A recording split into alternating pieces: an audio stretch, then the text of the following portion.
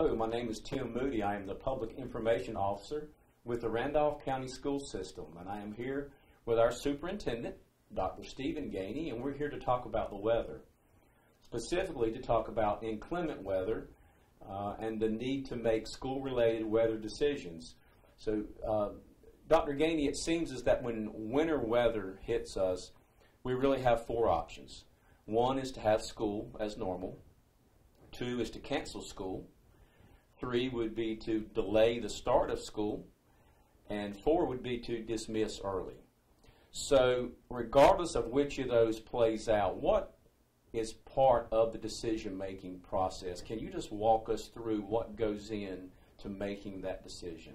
Yes, Tim, when we go home in the evening and we have the possibility of a weather event for the next day, it kind of triggers a lot of things. And begin with, early the next morning, about 3 o'clock in the morning, Transportation Department staff and Marty Trotter, Assistant Superintendent for Operations, and myself, we're out and about. They're out on the roads, and Marty and I are in here watching weather reports, talking to the National Weather Service, talking to Emergency Services Group, to see if there's any developments, maybe bad roads are developing along the around the county. We're getting reports from transportation staff, and we're just trying to get as much information as we can to make a decision, a good decision for the school system and for everybody's safety. We're talking to neighboring school systems, Alamance, Guilford, Davidson, Moore County, see what they're seeing. And then we get to about 5 o'clock, and we have to make a decision around 5 o'clock for that particular day. And because by 5:15 we need to get a call out to the parents. And we don't make a call if we're going to school as normal. But we do make a call if we're going to delay the start of the school day or we're going to cancel the school day. And we have to make that call at 5:15 in the morning because of the amount of time it takes to get the buses out to pick up the students and get them into school on time, which it takes us about 2 hours and 20 minutes for the buses to roll to the homes, pick up the students, and get them to school on time. Okay, so now let's say that the students and the staff are in school and winter weather comes in and we have to make a decision. Do we stay in school or do we dismiss early? Creates a little bit different dynamic. What is involved in that decision? If we have to release early, there's a couple important steps. Number one, we're watching the weather because we have the threat of bad weather. We know that and we're watching it. But one of the things we try to do is give parents an hour notice if we're going to release. So if we're going to release at 11 because of the weather, we're going to try to make an announcement by 10 o'clock. And it also helps the schools. The schools have to make plans at the school site as well to get ready for that early release. And another factor in the decision of the early release is what I mentioned earlier is from the time the buses leave the school with the kids to delivering them at home and then coming back to the school to park, it takes about 2 hours and 20 minutes. So that factor, you've got to get enough time to get the buses out with the kids and back parked before the bad weather arrives. So I will tell you that's the case that makes me the most nervous because I worry about, particularly our little students, our younger students, going home to no one being at home. We do some things with the bus driver so kids are not let out at homes where we don't think anybody's there as far as an adult, but that still worries me a great deal.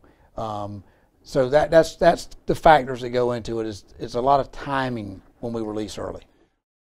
Okay, so you mentioned earlier that if we are going to have school as normal, then there is no communication that goes out. But if we make a decision that does impact school, how does that communication go out? Well, Tim, we have several avenues we use. Number one, we have a phone caller system that we can call the home of every child, and we do that. And that call, if there's a decision in the mornings, like for a delay or a cancellation, that call goes out no later than 5:15, and we try to hold to a 5:15 time frame. Okay. Now, if we make the call during the day because we're releasing early, then we can call other numbers that we have in the system because then it'll pick up parents' work numbers as well. So we have a phone caller system we use. We also post the announcement as soon as we've made a decision, whether it be a morning decision or during the day decision, we post it on our school website. We now, because of the work of your group, we have a Twitter account and a Facebook account we'll use this winter. And then we also go to the local news station, television stations, and Fox 8, WXII, WFMY. We use them to post our announcement, and we also go to local radio stations. So we have multiple avenues we use. First and foremost, we do the phone caller system. Okay then, so Dr. Gainey, as a parting thought, if you could just wrap this all up into a single point, if you wanted to let the community know what is the most important consideration when making a weather-related decision, what would that be? The number one priority, Tim, is safety of everyone. I understand when we make a decision to cancel school, delay school start, or to let school out early. I understand it changes everybody's schedules for that day, and whether it be parent schedules or staff member schedules, but safety is our number one priority. We have to think about the safety of our students, not only students, not only younger students, but also we can't forget that we have many inexperienced drivers at the high school level that are student drivers. We need to think about the safety of our staff members who are coming to and from school. We want them to be able to get home safely. And another group that sometimes we don't think about is the safety of the parents. Many parents drive their children to school, and we want them to be in safe conditions when they're bringing kids to and from school.